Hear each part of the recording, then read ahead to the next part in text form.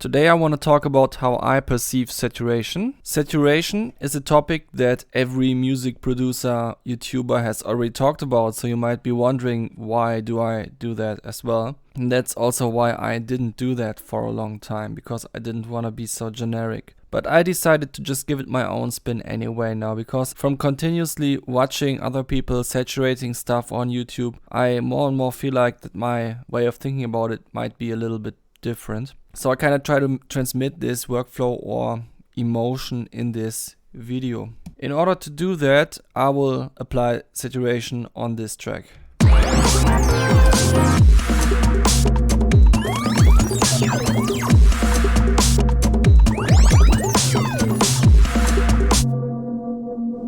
So this is a bunch of tracks, but they are also in a group, and now it makes more sense. There are drums, there is bass, and there is a drums and bass group.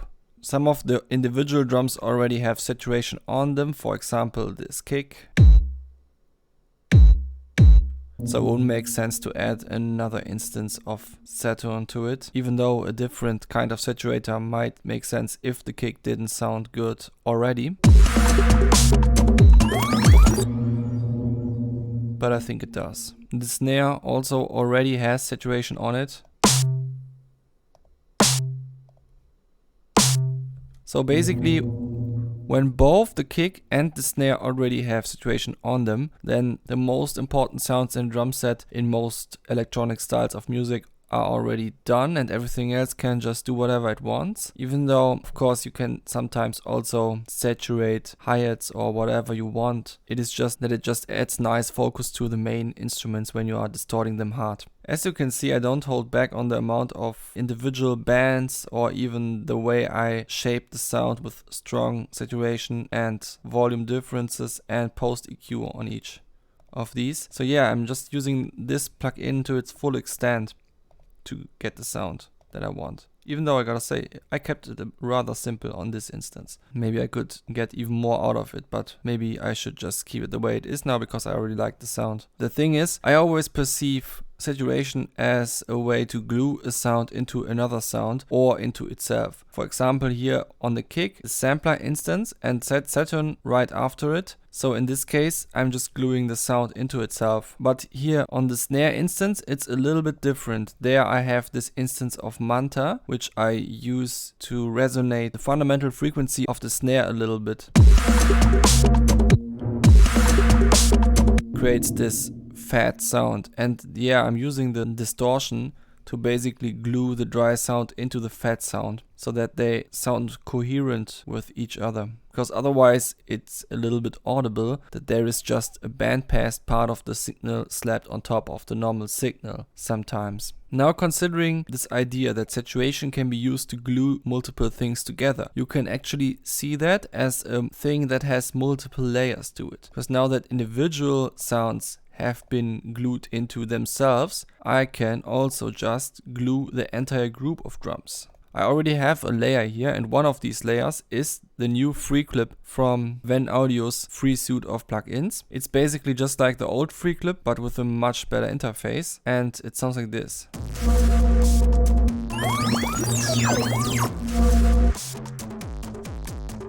And this super distorted sound, I mix it quietly into the background of the drums.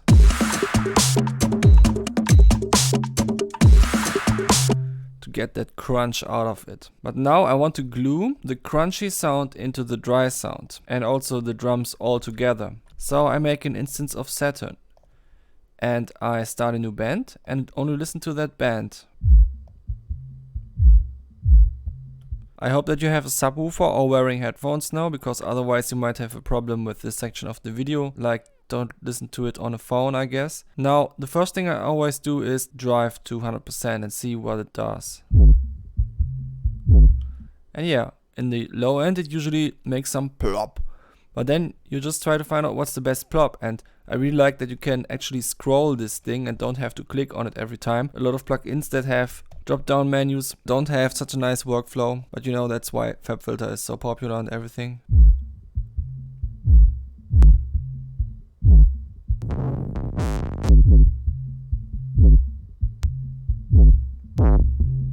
Now you can usually stop searching for distortion types when you have reached old tape, because all the stuff that comes afterwards is just amplifiers, and gentle saturation and heavy saturation, I don't know, they're just weird, I think. And then there is the creative stuff that I basically never use, because, you know, if I wanted to use a granular effect, then I would open a granular effect and not use Saturn for that. That's not what Saturn is good at. Now let's actually find the one that's best. I think Clean Tube was the best one.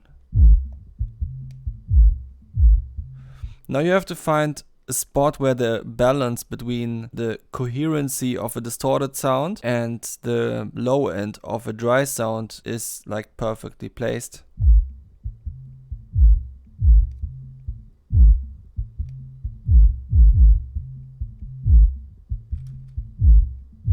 But if the sound loses too much low end compared to the dry sound, you can mix in the dry sound. Or just enhance the low end.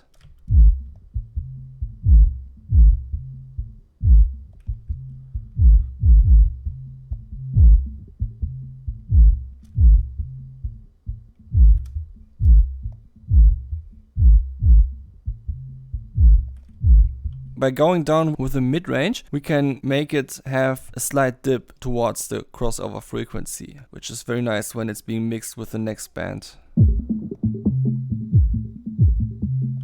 Now here the spectrum analyzer comes in handy, because you can see that the snare is around here. So if you just want to have a separate band for the upper part of the kick a little bit, then you can just do this. And if you also want to have the snare in it, then this.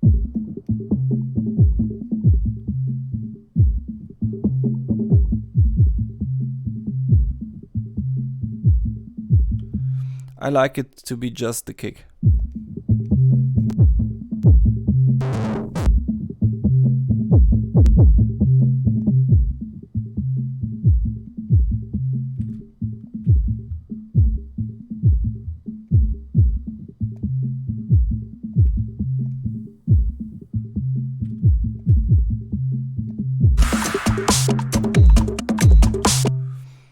Nice. Also, when you have smaller bands, you have the advantage that it produces less intermodulation, which means that the way the saturation acts on the frequencies is not just by adding harmonics, but also by letting them interact with each other, and therefore creating harmonics that are not really harmonic and therefore sound inharmonic. That is usually perceived as bad distortion.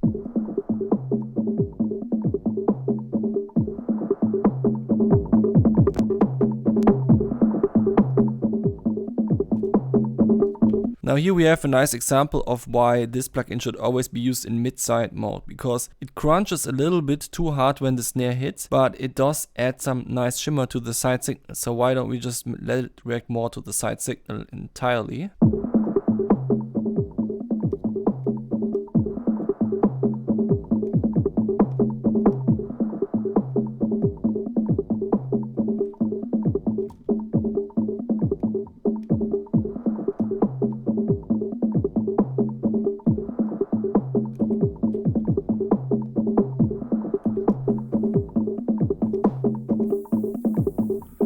I want to show you something. When you're turning up the treble and the presence, starting from something here, you would assume that it doesn't add anything, but as you can hear, it adds a lot of noise. Sometimes that's harmonic noise from the actual signal, but I don't know, it might also just be an additional noise floor that is just synthesized. I'm not entirely sure, but sometimes it actually makes sense to try looking what is at the high end produced by this distortion, even on the lower bands. In this case, I think it's not that valuable information, but it can be good to check that out, because it gives you an alternative for whatever the real high end is. And then you can dial away the real high end a little bit and instead add the high end that you just crafted, so that you're less dependent on just one of the high ends being really good.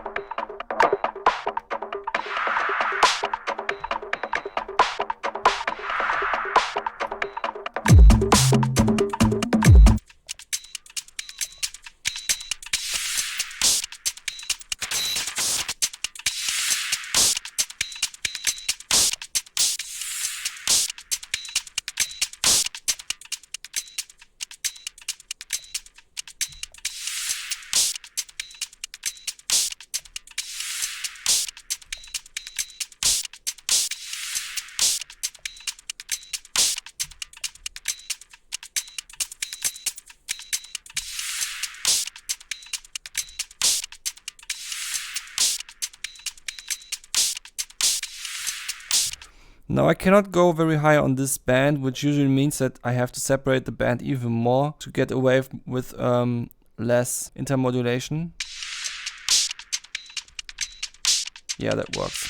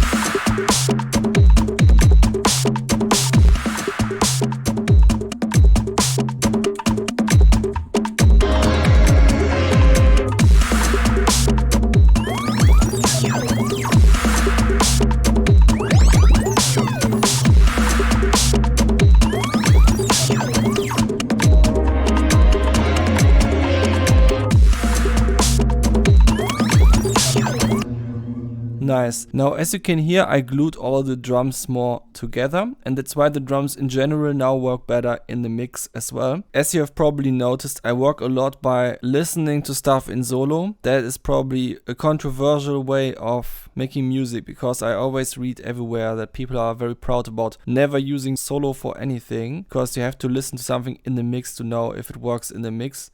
But in my workflow, it is rather an exception, because when I continuously listen to my own loop, I keep the vibe in mind anyway. I don't have to hear it all the time. I know how it is. So I can just solo a certain track and work on that track alone and just try to find the sweet spot of that track without all the time having to have the entire music in front of me. Also, there is a thing called frequency masking, which means that when there is too much going on in a certain range of the spectrum, then you cannot hear each individual frequency very well anymore. If I didn't solo the stuff, then how would I be supposed to hear that? So it does make sense to solo stuff a lot, in my opinion, and I personally have good results doing that. So I don't know why I should not recommend that. So the next thing is I go up a layer. We were just on the drums layer, and now we are going to the drums and bass layer. And now you can see that this is sort of layering logic, because you're basically splitting up the entire mix in layers.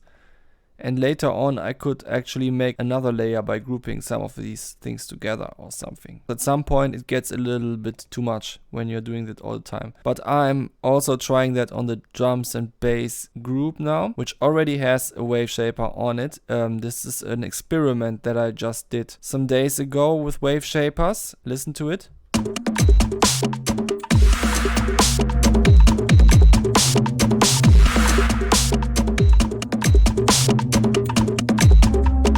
I basically experimented with an alternative way to implement auto gain for Waveshapers. As you can hear, it's not working perfectly because it got a little bit louder than it was before, but I think it is a lot better than the solution without the auto gain, and it had a nice drive as well. So at some point I will have to make a distortion plugin myself. So this Waveshaper is already on this track for the glue reasons, but now we want to have even more glue and even more refined glue as well, especially when it comes to the bass line that is now overlapping the kick.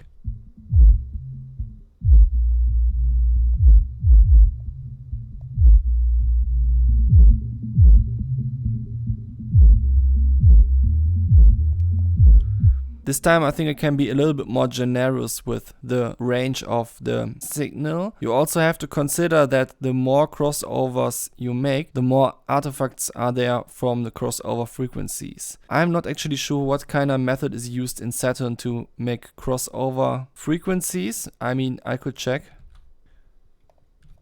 EQ curve analyzer. Yeah, so there is some phasing going on here.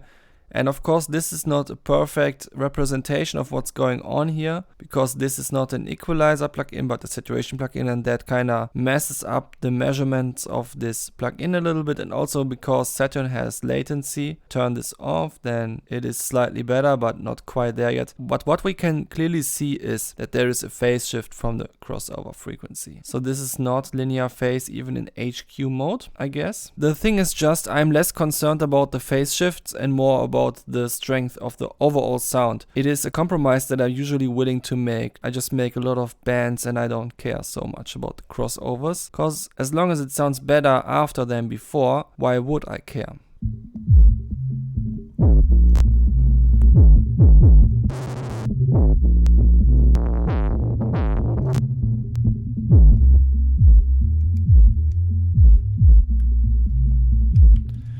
Now, the higher you are in this hierarchy of layers, the softer you have to go on the saturation. At this point, you don't want to create a new sound anymore, but you want to just glue the sounds together that are already there. So it is becoming less and less creative the higher you go in this hierarchy.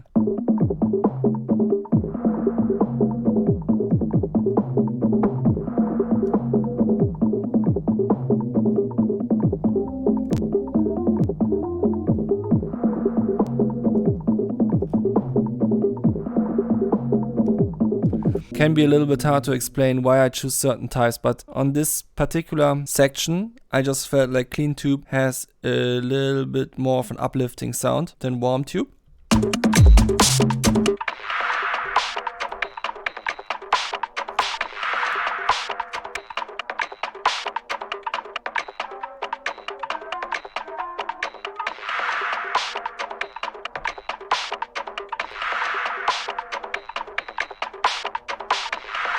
Using alt tape for stuff is always a little bit tricky because it does mess up the sound, but it also adds some nice fogginess to it. It's like a less clear sound, but not necessarily with less high end, just less clear in general. A bit like it was diffused or something, I don't know.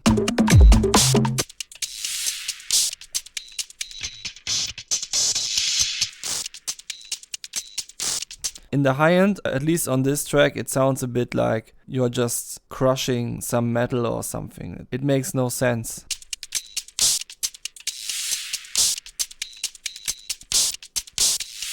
Honestly, I could just use no saturation on this band because there is no information from the bass line anymore, so we are not really adding anything by gluing something here. Let's just keep it the way it is.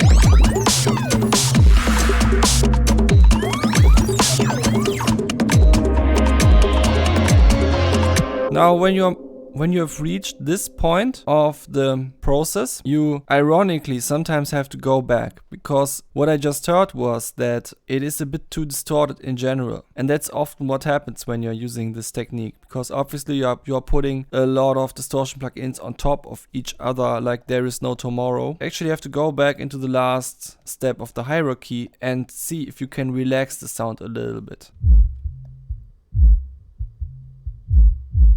However, I think it's important that you actually reach this point of overprocessing in the process. Because if you always try to be very elegant and subtle with stuff, then you can never really find out what is the limit of the sound, what can the sound be, what is the potential of the sound. In order to find your potential, you sometimes just have to go too hard. That is why when you're driving cars professionally as a race car driver, you are practicing on a track with very big runoff areas, because you will get your car off the road if you're trying to find the limit of the car. And just the same way, I think you have to find the limit of how much the sound should distort.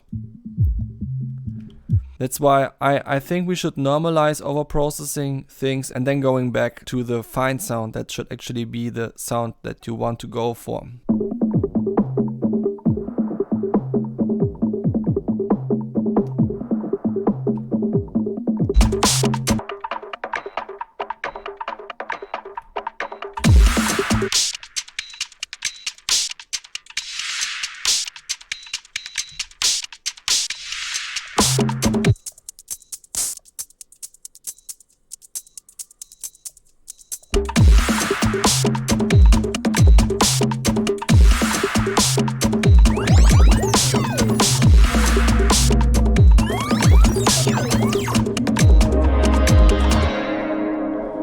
much better. It can actually be a back and forth. You can overprocess things to find the limit, then you're just going back because you want it to be more delicate again, and then you can actually find yourself being like, but maybe it must be a little bit more distorted. Maybe it just is a part that needs drive. And then you just continue thinking all these things through for each of the tracks. And this was a very simple example now. I could actually make it more difficult by adding room mics to all this. I mean, this is an electronic production, but you could imagine that there might be an audio track that receives from the drums output.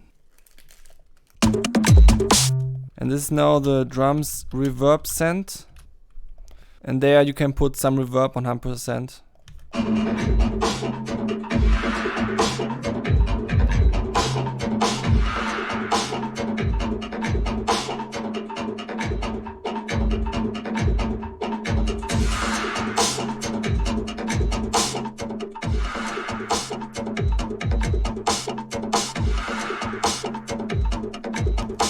Obviously needs some tone shaping.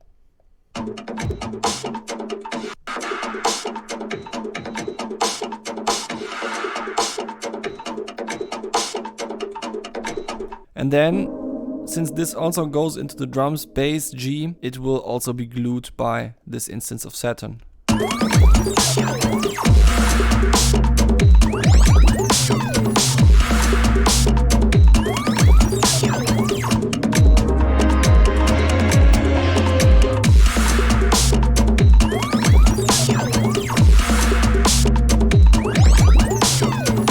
I should probably adjust this instance now that I added an entire new sound, but I will not do that now because you get the idea of this technique, I guess. It is saturation, but with a workflow where you not try to initially find the perfect spot, but just start by having fun and overprocessing stuff. And then after you have done that enough, you have gained more knowledge about the sweet spot of the sound, and you can dial it out again, but then with more purpose. And that's how I always use distortion in a mix.